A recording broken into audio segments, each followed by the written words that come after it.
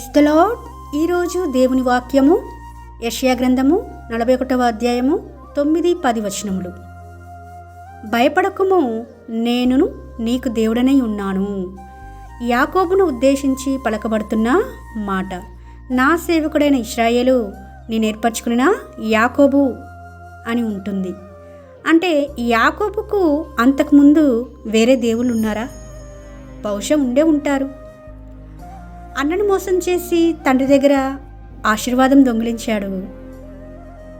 అక్కడ మరి ఎప్పుడైతే ఏశావుకు అది తెలపబడిందో భయంతో పారిపోయి లాబాను యొద్దకు వచ్చాడు. అక్కడ కూడా మోసపూరితమైన జీవితమే. అంటే విగ్రహాలు ఏమో కాదండి, ధన వ్యామోహం కావచ్చు, పేరు సంపాదించుకోవాలని కావచ్చు, భౌతిక సంబంధమైన దేన్ని కోరుకున్నా అది విగ్రహంగా పూజింపబడుతూ ఉంటుంది, అదే దేవుడుగా ఉంటుంది.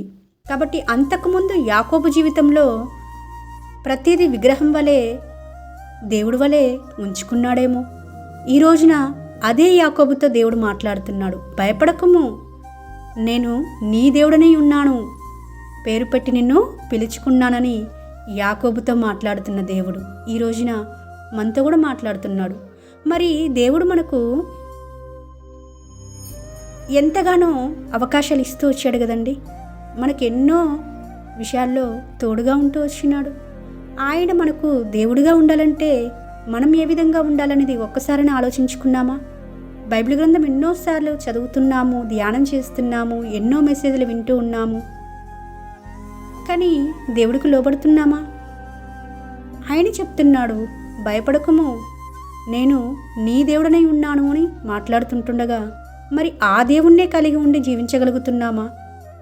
ఆయన మనకు దేవుడుగా ఉండాలంటే మనం ప్రత్యేకంగా ఉండాలని, అపవిత్రమైన దానిని ముట్టకూడదని మన ఎదురు నుంచి కోరుకుంటున్నాడు దేవుడు. మరి ప్రత్యేకంగా ఉండగలుగుతున్నామా? అందరితో కలిసిపోయి దేవుని పక్కన పెట్టేస్తున్నామా? కొంత సమయం లోకానికి, కొంత సమయం దేవునికి ఇస్తూ మనల్ని మనమే మోసపుచ్చుకుంటున్నామా? మోసపోకుడి, దేవుడు వెక్కిరింపబడడు. మనుషుడు ఏమి విత్తునో ఆ పంటనే కోస్తారట. మనము దేవుని మోసం చేస్తున్నాం అనుకుంటున్నాం, కానీ మనల్ని మనమే మోసం చేసుకుంటున్నాం. ఎవరో ఒకరి చేతిలో మోసపోవడం తప్పదు. యాకోబు జీవితంలో జరిగింది కదండి. అన్నను మోసం చేసి, తండ్రిని మోసం చేసి ఆశీర్వాదం పొందుకున్న ఆ యాకోబు లాబాను యొద్దకు వెళ్ళి లాబాను చేతిలో మోసపోవడం చూస్తున్నాము. ఏదైతే మనం ఇస్తామో అదే తిరిగి వస్తుంది అనేది ప్రకృతి ధర్మం అదే కదండి. ఇక్కడ దేవుని విషయంలో కూడా అలానే ఉంటుంది. ఆయన మనకు దేవుడుగా ఉండడానికి ఇష్టపడుతున్నాడు. మరి ఆయనకు మనం ప్రజలుగా ఉండడానికి ఇష్టపడుతున్నామా?